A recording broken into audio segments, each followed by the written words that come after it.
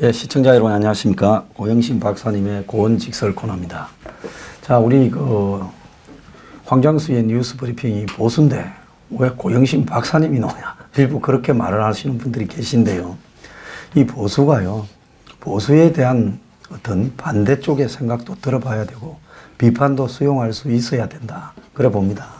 그런 분들 중에서는 우리 고영신 박사께서 가장 합리적이다 생각하기 때문에 그런 거니까요. 그런 이야기가 안 나올 때까지 계속 나오실 거니까 그거는 걱정을 하지 말아 주시기 바랍니다. 제가 고집 센 거 아시잖아요. 자, 고 박사님, 날이 추운데요. 많이 추우시죠? 예, 기온이 많이 떨어졌습니다. 예. 참 날씨가 추우면은 잘 사는 사람은 관계가 없어요. 예. 참 어려우신 분들, 예. 그런 분들이 참 저소득층이라든가 또 길에서 이렇게 장사를 하시는 분들은 정말 어렵죠. 예, 힘드시겠다 생각이 들었습니다. 경제도 안 좋은데. 자, 좀 오늘 첫 이야기로는 오늘 아침에 보면 황교안 전 총리가 나는 반기문이 아니다. 예, 이렇게 말씀을 했거든요. 예. 제가 보기에는 아직까지 둘이 비슷한 것 같기도 하고 또 그분들보다는 또 좀 칼라가 더 강했던 분이 이회창, 또 조금 다른 쪽으로 보면 고건 전 총리, 그 두 사람은 뒤에 앞에 두 사람보다는 좀 더 셌는데도 실패했는데, 그러니까 좀 어떻게 보십니까? 말로 아니다 할 게 아니라 행동으로 좀 아니다 이렇게 보여야 되는 거 아닙니까? 뭐 반기문 전 유엔 사무총장 외교부 장관도 하셨고 이분과 황교안 총리는 어떻게 보면은 전체적인 색깔이랄까 그런 부분은 좀 비슷한 측면이 있습니다. 이미지상으로는. 그러나 또 뭐 본인이 아침 조간신문에 이렇게 보도를 보니까 반기문과는 다르다. 근데 또 이렇게 따져 보면은 또 다른 측면이 있어요. 그래서 제가 볼 때는 뭐 한 세 가지 정도로 이렇게 본다 한다면은 우선 캐리어 면에서는 황교안 전 총리는 뭐 국무총리, 법무장관, 국무총리 그리고 대통령 권한대행까지 하셨습니다. 그래서 주로 내치 쪽에 일을 많이 하셨죠. 그러나 반기문 전 유엔 사무총장, 반기문 씨는 주로 외교 안보 쪽에서 일을 했고 그렇기 때문에 앞으로 그 대권이 이런 문제와 관련해서 좀 다르다는 얘기 아니겠습니까? 역시 이 대권의 문제에 있어서는 내치와 관련된 이런 문제들이 잘 다루냐가 아주 중요한 하나의 그런 바로미터가 되기 때문에 그런 면에서는 좀 다르다고 할 수가 있을 것 같고 또 하나는 반기문 씨는 당시에 상당한 지지를 국민적 지지를 받았죠. 또 유엔 사무총장까지 하셨기 때문에 뭐 국제적인 그런 인적 네트워크도 많고 또 남북관계 이런 부분에 대해서도 관심을 많이 가지셔서 기대도 높았습니다만은 어떤 당의 뒷받침이라는 게 없었죠. 당에. 역시 정치는 인기가 있다 하더라도 그 인기를 표로 만드는 것은 조직과 당이라는 그런 백그라운드가 있어야 하거든요. 근데 반기문 전 총장은 사실은 그 당시도 지금 바른미래당이 반기문 씨가 대통령 후보로 나설 것을 염두에 두고 김무성 대표나 이런 분들이 이제 주동이 돼갖고 나가서 말하자면 미리 집을 만들어 놓은 건데 반기문 씨가 들어와가지고 기존에 그런 정치권과 연한대가 돼갖고는 당신의 희망이 없다. 기득권 정치에 함몰된 그런 이미지 가지고는 대권에 나서봤자 상당히 불리할 요소가 작용할 수 있다는 그런 판단하에 사실은 당과 바른미래당과 거리를 두면서 실제적으로 뭐 신당을 창당하느냐 뭐 이렇게 우왕좌왕하다가 당의 뒷받침을 받지 못했죠. 그런 면에서는 지금 황교안 총리 입장에서는 보수 그런 괴멸 상태에 있는 상황 속에서 우선 보수 쪽으로부터 일정 부분 지지를 받고 있는 데다가 한국당 내에서도 특히 친박이라든가 이런 세력들은 또 황교안 전 총리에 대해 상당한 기대감을 갖고 있기 때문에 자신은 이미 그런 조직과 당의 뒷받침을 받을 수 있는 충분한 역량이 있다. 이런 부분이 좀 다르다는 측면이 있을 수 있고. 세 번째는 중요한 것은 이제 대선에 나설 경우, 뭐 경선이든 나중에 대선에 나설 경우 두 분 다 어떻게 보면은 꽃길, 비단길을 걸어오신 분인데 본인 입장에서는 반기문 씨는 청문회도 거치지 않고 다 된 거 아니냐. 말하자면 자기는 법무장관 국무총리할 때 혹독한 청문회 과정을 거쳤다. 그렇기 때문에 나에 대해서는 검증할 만한 것은 다 했다. 그래서 들판에 나서도 황무지에 나서도 비바람을 맞아도 어느 정도 견딜 수 있다. 이렇게 자신감을 표명한 것 같아요. 근데 이렇게 가만히 따져보면은 우선 뭐 검증 부분도 그냥 국무총리라든가 장관으로서의 검증, 인사청문회와 국민적 검증은 또 전혀 다른 문제이고 사실은 청문회 과정에서도 그분이 군대도 안 갔지 않습니까? 단마진이라는 게 피부병 두드러기예요. 뭐 악성 두드러기인지 어쩐지 모르지만 누가 보더라도 무슨 두드러기 때문에 군대를 안 가느냐 뭐 이런 논란도 아주 강했었던 측면이 있고 또 실질적으로 경선에 나서면 각가지 뭐 가족사라든가 이런 모든 부분들 또 그동안 뭐 가장 걸림돌이 되는 것은 우리 황 수장도 말씀을 했고 저도 말씀을 드렸습니다만은 박근혜 대통령이 자기가 모셨던 부분 어떻게 보면은 같이 동반자로서 박근혜 정권을 이끌어 하셨던 분이 자기가 모셨던 주군이 탄핵되고 대통령 자리에서 쫓아나고 감옥까지 갈 때 과연 그분은 뭐 했느냐? 적어도 그런 상황이라고 한다면은 적극적으로 나서서 비호를 할 수도 있고 해명을 할 수도 있고 변명도 할 수 있고 경우에 따라서는 본인이 법적 지식이 아주 탁월하신 분이니까 변호사로서의 역할도 할 수 있는데 사실상 먼 산 바라보듯이 그렇게 해왔던 측면들이 과연 또 어떻게 국민들한테 받아들여질지 더군다나 이런 관료 출신이라는 것은 아주 역량이 있는 분들 엘리트들이지만 그분들은 이미 다 깨진 길을 오신 분들입니다. 다 깨진 길에서는 아주 역량을 발휘를 하지요. 그러니까 고건 전 총리도 마찬가지고 이해창 전 총재도 마찬가지시죠. 아주 능력 있고 머리가 좋기 때문에 짜여진 틀, 다 깨진 길 위에서는 잘 하지만 사실은 경선이나 대선 이것은 길이 없어요. 황무지입니다. 자기 개척해가. 예, 자기가 길을 개척해야 하는데 여기 이런 부분에서는 사실은 관료 출신들이 성공을 하는 경우가 드물어요. 어떻게 보면 들깨처럼 잡초처럼 이렇게 잘한 분들이 그런 게 험한 정치판에서 비바람을 맞고 풍찬 노숙을 또 하고 어려움도 겪었던 분들이 이런 선거판이라든가 이런데 선거전 또 뭐 이런 어떤 권력 투쟁에 있어서는 강한 측면이 있었기 때문에 과연 황 전 총리가 뭐 반기문 전 유엔 사무총장과는 여러 면에서 좀 다른 측면이 있기는 하지만 실제로 본인이 생각했던 것처럼 지금 아직 무대에도 링에도 오르지 않은 상태에서 반기문과는 다르다. 이렇게 하시면서 자신감을 표명하는 건 좀 성급하지 않나 그런 생각도 들고 이해창 전 총리 혹은 다 총리를 지내신 분들이지만 관료 어떻게 보면 관료 출신이고 한 분은 뭐 법관 출신이지만 다 크게 보면 관료라는 틀 위에서 자라오신 분들이었기 때문에 그것이 하나의 그런 실패의 중요한 요인도 됐으리라고 저는 봅니다. 전에도 말씀드렸지만 중국의 수많은 왕조들이 명멸을 했습니다마는 관료 출신, 학자 출신이 단 한 사람도 나라를 건국한 사람이 없어요. 그래서 말이에요. 예. 도적 때는 있었죠. 황건조 다 출신. 도적들이죠. 다 도적. 건달들이 어떻게 보면은 후한무치한 사람들이었죠. 그런 사람들이 다 한수당성 원명청 다 그 나라를 건설한 사람들을 보면은 어떻게 보면은 이런 관료 출신이라든가 그런 사람들은 학자들은 하나의 참모 역할을 했지 건국은 못했거든요. 그렇습니다. 그러니까 우리의 경우도 뭐 비교로서 뭐 적절을 할지는 모르지만 새로운 대통령이 된다는 건 새로운 자기 어떤 뭐 국가 뭐 정권을 창출하는 거거든요. 그런 면에서 관료가 갖는 한계점이 있다 이런 말씀을 드리고 물론 황교안 전 총리가 인품으로 보나 또 여러 경력이라든가 또 뭐 그런 면에서 또 보수가 지금 마땅한 대안이 없는 그런 상황 속에서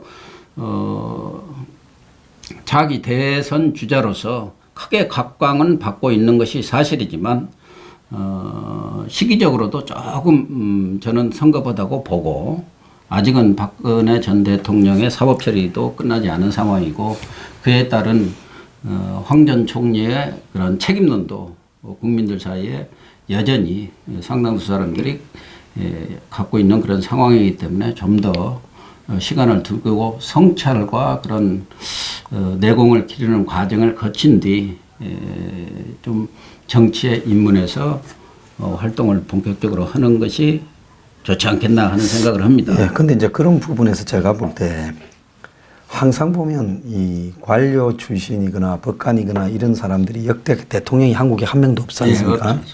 그러면 이게 뭘 의미하는가 하면 관료나 법관이 가지는 그런 어떤 캐릭터가 이 대통령직이라는 데 상당히 부적합할 수 있다는 거죠. 그 사람들이 가지게 되는 성격이. 그러면 이제 그런 사람들이 자기 주변을 자기하고는 굉장히 다른 색깔을 가진 사람들을 이렇게 또 자기한테 뭐라 그럽니까? 입 바른 소리를 하고 또 국민의 소리를 전하는 이런 사람들을 옆에 두어야 되는데 옛날에 이해창 씨도 보니까 대선 캠프 주변에 뭐 이 법조인 주변을 자기 측근들을 두고 뭐 고건 전 총리도 보면 그러고 그러면서 자기하고 비슷한 사람을 두기 시작하면서 어떻게 보면 움직이는 이런 한계들이 딱 눈에 보이게 저 사람이 이 이상 못 뛸 거라는 부분에 그 한계 안에서 놀다가 그냥 무너져 가더라고요. 제일 큰 게 그런 것 같아요. 그분들은 엘리트입니다. 예.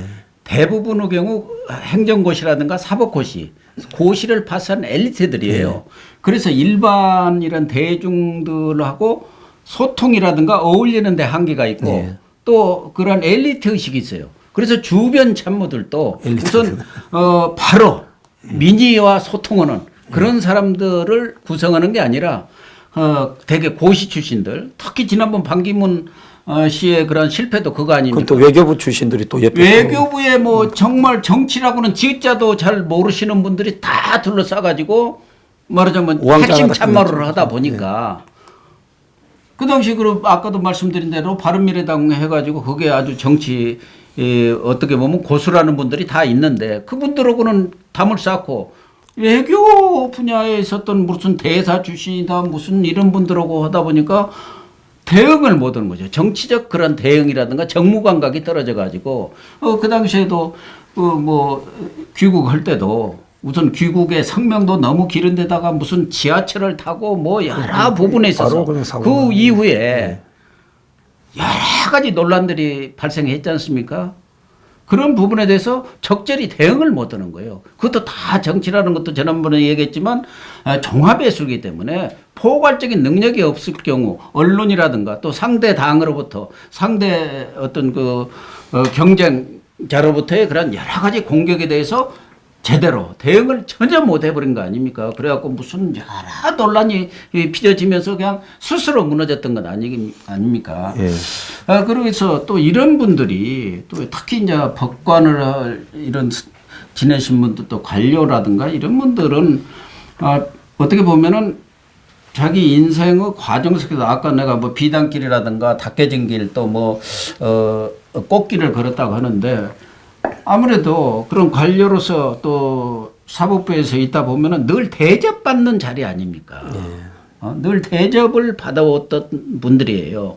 그래서 그 뭐랄까 좀 몸을 낮추고 그렇죠. 남 앞에 숙이고 그런 걸 잘 못해요. 뻣뻣하죠. 예, 좀 그래서 좀 실패하는 부분이 많고 또 집권을 하더라도 우리 좀 어려운 말로 당동벌이라고 하지 않습니까? 같은 당끼리는 서로 같은 사람끼리는 뭉치고 벌이 다른 사람은 그냥 가차없이 쳐내는 그래서 끼리끼리 이렇게 모이는 또 끼리끼리 정치를 하는 또 끼리끼리 권력을 나눠먹는 그런 경우가 많아가지고 실패를 지금 하고 있는데 지금 문재인 정부도 어떻게 보면은 그런 당동벌이의 대표적인 그런 모습을 보이고 있는 것 아닌가 하는 생각이 들어요. 예.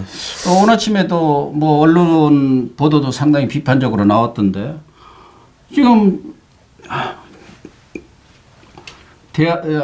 어디입니까 대한공항공사 그거 엄청나게 큰 데 아닙니까? 전국 공항을 통과하는 곳이죠. 뭐 그렇게 되죠. 예.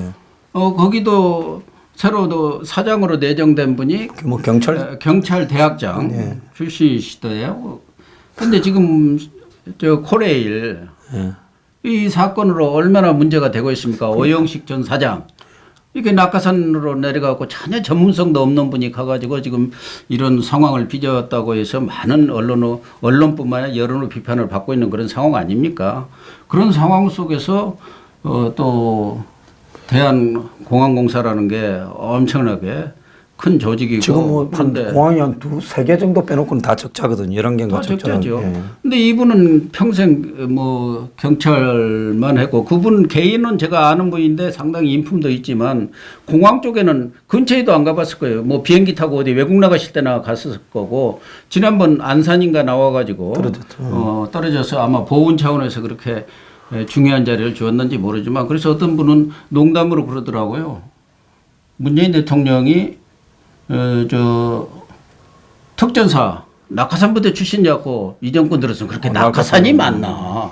낙하산 인사가 많으니까. 차라리 뭐 공군사관학교 교장을 갖다가 공항공사 사장에 보면 공짜라도 하나 겹치는 거라도 있지.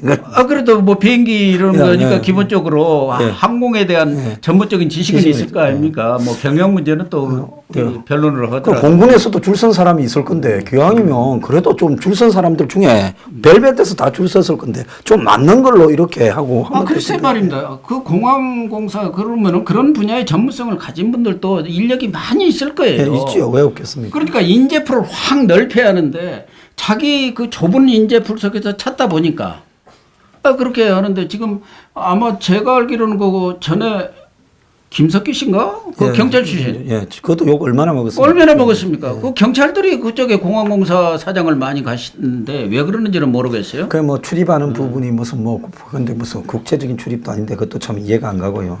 어쨌든 뭐 황교안 총리 얘기하다가 그렇게 지금 흘러갔는데 그래서 뭐 관료 출신이 갖는 한계는 있지만 또 장점도 많이 있고 뭐 황교안 총리는 뭐 부정적인 측면도 있지만 또 나라를 어쨌든 총리와 대통령 권한 대행으로서 이렇게 국정을 운영해 본 경험이 있기 때문에 뭐 반기문 씨와는 조금 다른 측면이 있기는 있습니다. 그래서 보수 쪽의 입장에서 본다면은 그만한 인물도 현재로서는 없기 때문에 뭐 상당한 기대를 갖고 이렇게 지켜볼 부분은 있지만 본인이 뭐 거듭 말씀드리지만 너무 앞장서서 또 앞서서 이렇게 나서는 것이 과연 바람직한 건지 이 부분은 좀 더 따져봐야 할 부분이 많이 있고 또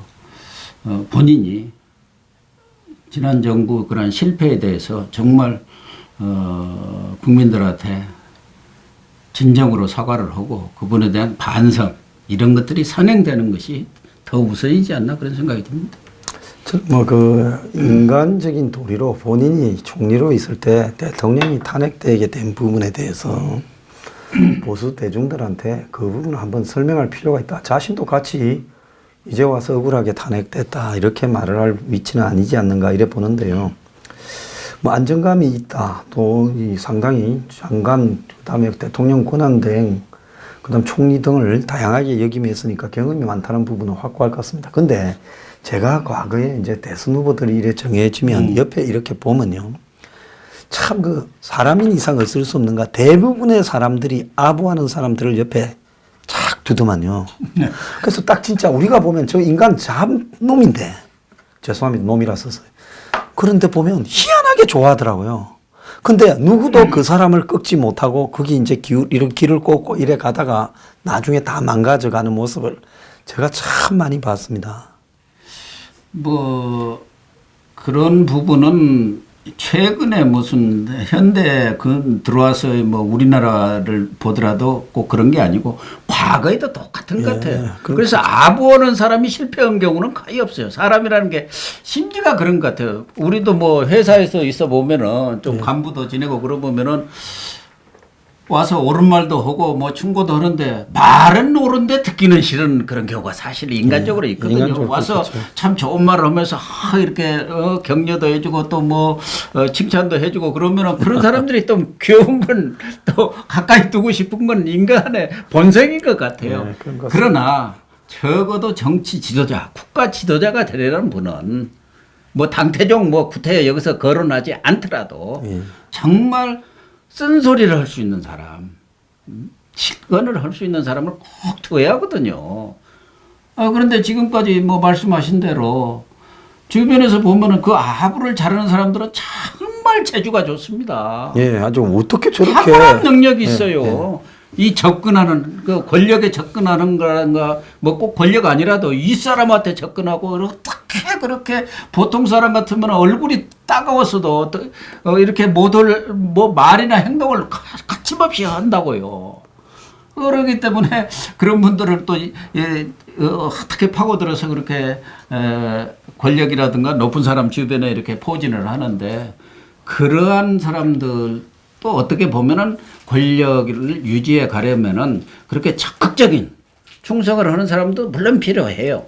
그러나 그런 사람 말고 또 정말 말씀드린 대로 자신한테 쓴소리 언제든지 충원을 할 수 있는 그런 사람을 이렇게 적절히 배치를 하면서 이렇게 권력 관리를 해 가야 하는데 지금까지 실패한 정권들의 대부분이 그렇죠. 뭐 사실은 뭐 우리 정권들 여러 대통령들이 있었습니다만 그렇게 성공한 정권도 뭐 거의 없었지만 그래도 과거에 뭐 박정희 대통령도 그래도 상공화국이라든가 뭐 그의 유신 이전까지를 이렇게 보면은 정말 엘리트들 정말 잘했는데 그분이 이제 사람들. 말년에 오면서 네, 이제 말년에 말을 또 가면서 한 명한테 내려가는 그렇게 거예요. 돼버린 네. 거예요. 예. 네. 안 그랬으면 뭐 독재는 독재더라도 국민적인 평가는 업적으로 이렇게 오랫동안 하고 또 끝도 참 이렇게 좋게 맺을 수도 있었는데요. 네, 그러니까요. 예. 그래서 주변 참모들을 정말 잘 써야 하는데 뭐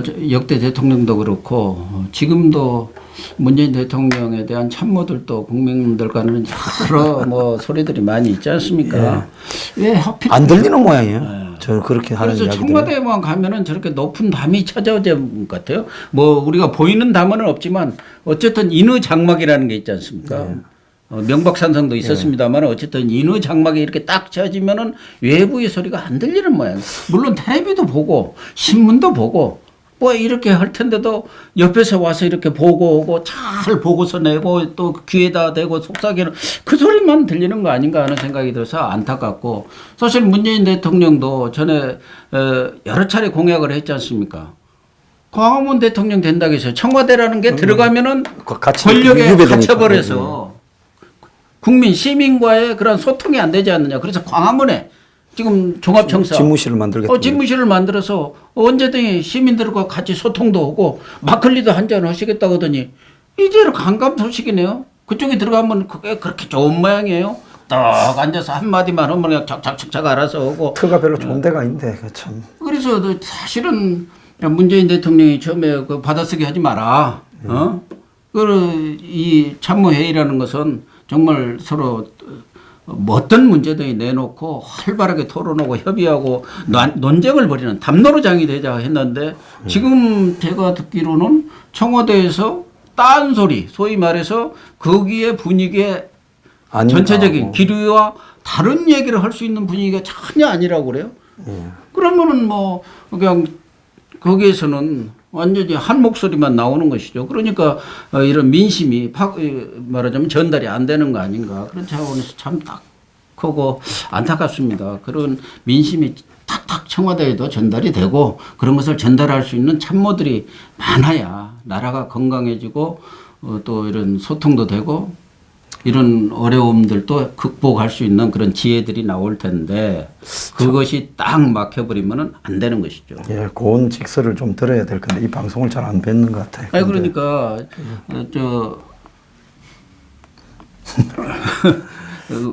이런 말이 있지 않습니까?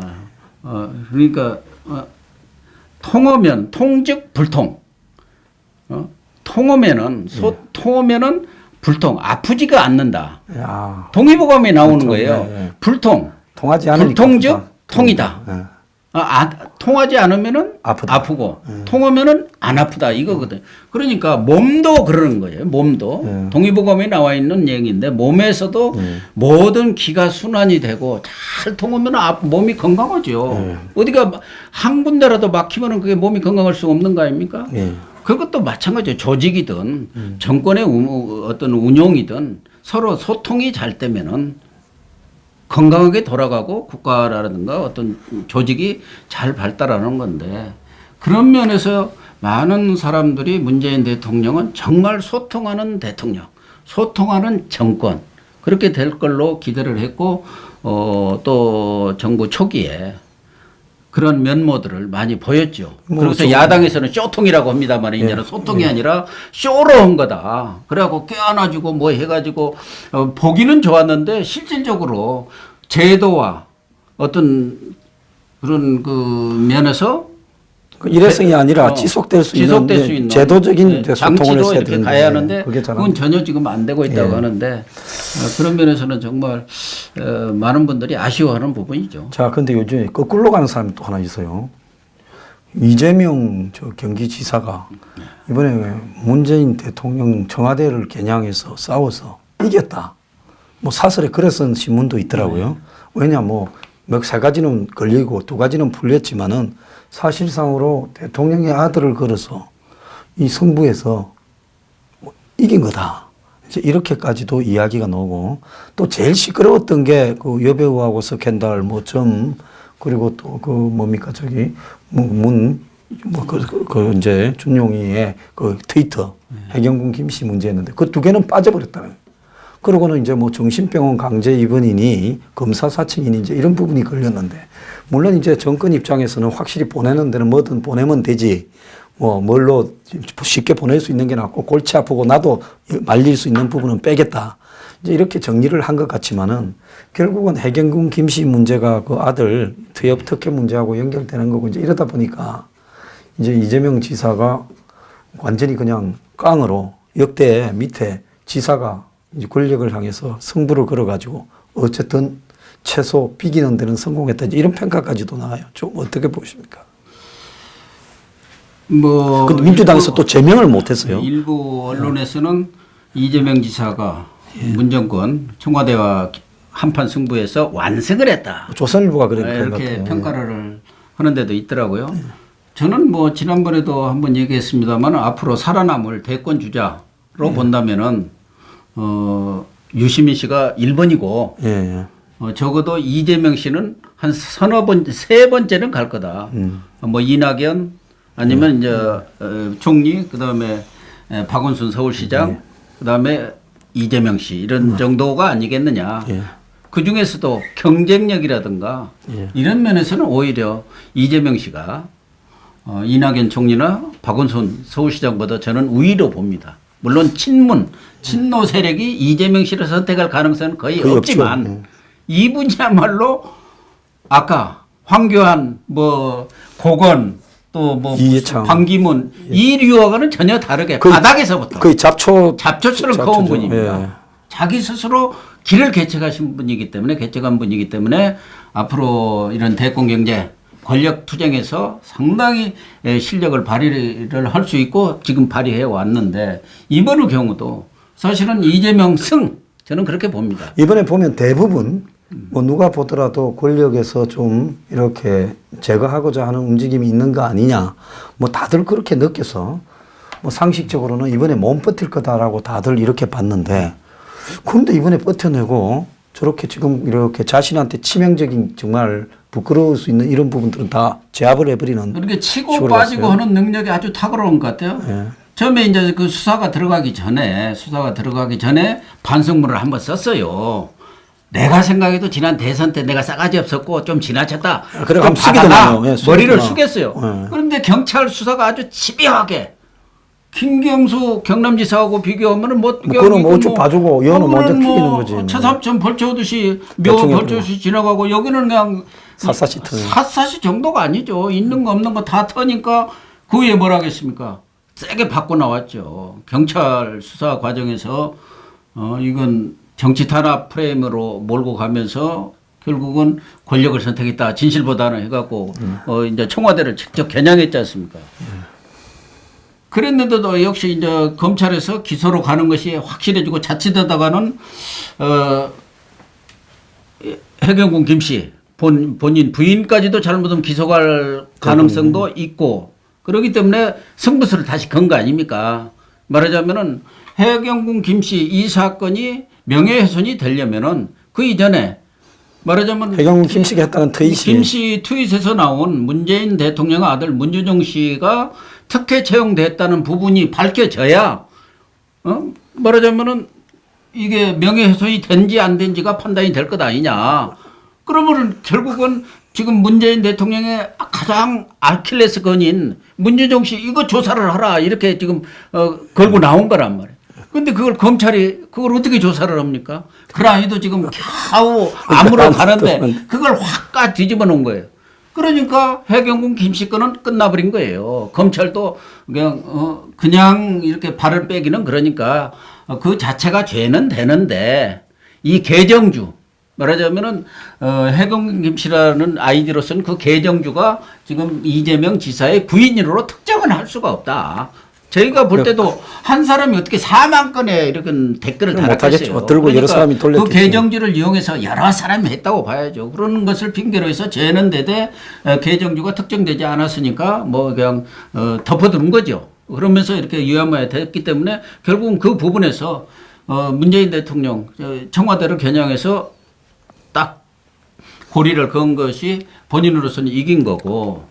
근데 문정권 또 하나는 그러면은 적어도 이렇게 그동안 그 해경군 김씨 사건이 나니까 더불어민주당 의원들까지 그냥 난리친 거 아닙니까? 왜 느닷없이 대통령까지 걸고 넘어지냐? 예, 제명해라고. 당장 출당을 시키고 제명을 할 듯이 이렇게 하다가 쓱 꼬리를 내린 거 아닙니까? 그래가지고 뭐 제명도 안 하고 뭡니까? 셀프 뭐 스스로 나가라고 뭐. 아니 본인 스스로 백의종군을 한 거 아닙니까? 셀프로 그걸로 이제 마무리가 됐는데 예를 들면은 지금 뭐 문준정 씨 건도 있어서 그렇지만 지금 문재인 대통령의 지지율이 전에처럼 고공행진하고 당도 지지율이 거기에 이렇게 개다리로 해가지고 한 5, 60% 되면은 잘 나가면 좀 잘 날 수도 있는데 지금 문재인 대통령 지지율도 지금 급락을 하는 상황이고 뭐 당의 지지율이라는 게 뭐 자기들이 잘해서 지지율이 올랐던 건 아니지 않습니까? 문 대통령의 그런 지지율과 같이 동반 상승하고 동반 하락하는 건데 지금 이런 상황에서 이재명 씨가 갖고 있는 당내 영향력도 있고 의원들 간에도 이재명 걔가 뭐 이렇게 드러내놓고는 안 하지만 상당수 있는 데다가 또 민주당 지지자 중에 상당수 이재명 씨의 팬덤이라는 게 형성이 돼 있어요. 예, 젊은 20, 30대 야당 지지자들. 그라이도 지금 지지율도 꺾여가지고 인기도 없는 그런 상황에서 이재명 예를 들면은 출당이나 제명 기타 좀 뭐 중징계를 내렸을 경우 당내 분열이 아마 장난이 아닐 겁니다. 그런 면에서 이해찬 대표가 뭐 이재명 씨하고도 뭐 가깝기도 하지만 지금 상황에서 이재명 씨를 이렇게 뭐 출당을 시킨다든가 제명을 시킬 수가 없기 때문에 스스로 백의종군이라는 게 뭡니까? 다 내놓으려야 하는데 그대로 갖고 있고 뭐 당원권 행사 안 하겠다는 게 백의종군입니까? 셀프 백의종군을 하는 걸로 끝냈더니 그러니까 또 가만히 있던 김경수 경남지사가 나도 하고 나서지 않습니까? 그분이 진짜 그 백의종군을 해야 할 분인데. 네, 맞습니다. 자, 그래 가만히 보면 여야를 통틀어서 문정권이 무서워서 다 빌빌 싸는데 혼자 그래도 또 달라 들어가지고 지금 어쨌든 고리를 걸어가 버티고 있다라는 부분을 보면 저는 이 보수 야당에 있는 사람들이 그 이재명의 잡초 정신 그야말로 김성태가 덜 게가 아니라 그거는 뭐 그냥 등개고 등. 이 저기 진짜 들개는 이재명이다 이런 생각이 들어요. 김성태 전 원내대표야 집안 마당개죠. 그런 정도가 무슨 들개입니까? 사실은 뭐 저는 이재명 지사에 대해서 개인적으로 뭐 이렇게 뭐 관계는 없습니다만은 정치력도 상당히 있고 이런 투쟁력. 지금 야당에서 투쟁력을 강조하고 있지 않습니까? 한국당은. 여기는 투쟁력을 아무리 강조해도 웰빙정당이었고 그 본성을 바꿀 수가 없어요. 사람을 바꿔야 해. 그러는 사람들이 저런 사람들이 있어갖고 듣게 정신이 발휘될 수가 없는데. 그 당 앞에 가서 고함을 좀 지르고 했는데 저런 사람이 좀 수입을 해야 되는데 잡초들을. 어찌 저 당은 전부 그냥 온실에만 있나 걱정이. 그러니까 이재명 지사로서는 이번에 제가 볼 때는 정치적 계산에 있어서는 정치적인 득실을 따진다면은 상당히 남는 장사를 했다. 그렇죠. 본인이 스캔들을 그냥 그렇지 않아도 뭐 상당한 인지도와 지명도를 갖고 있지만 이번에 본인을 그동안 계속 괴롭혀온 몇 가지 그 스캔들들 이것저것이 상당히 이제 그건 무혐의로 그 뭐 김부선 씨 사건을 비롯해서 그런 부분에 대해서 무혐의를 받았고 다만 본인이 한번 싸워볼 수 있는 법적으로 이제 지금 걸어놓은 게 형님 뭐 강제 입원이라든가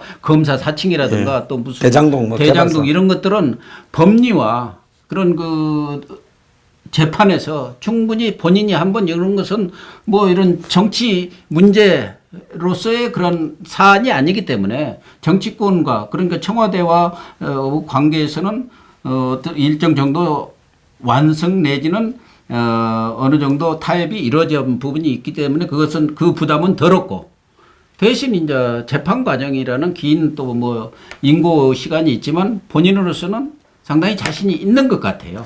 그러고 나니까 이제 지난번 기소 결과가 나니까 민주당을 사랑한다. 나는 절대 탈당하지 않을 것이다 하면서 또 딱 연설을 보내지 않습니까?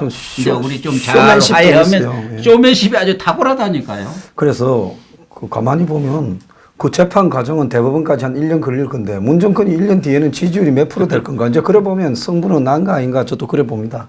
자 어쨌거나 그 여배우 스캔들 때 아주병원에 가서 팬티를 내려서 점검을 받는 걸 보고 한국당 사람들은 아마 내 정계 은퇴한다 했지 팬티 내릴 사람이 없었을 거예요. 그래서 참 저렇게 해야 이렇게 되는구나 이런 생각을 좀 했습니다. 한국당이 팬티를 내릴 일이 있으면 내리고요. 그런 걸 좀 배워야 됩니다. 자, 1부 마치겠습니다. 오늘 감사합니다.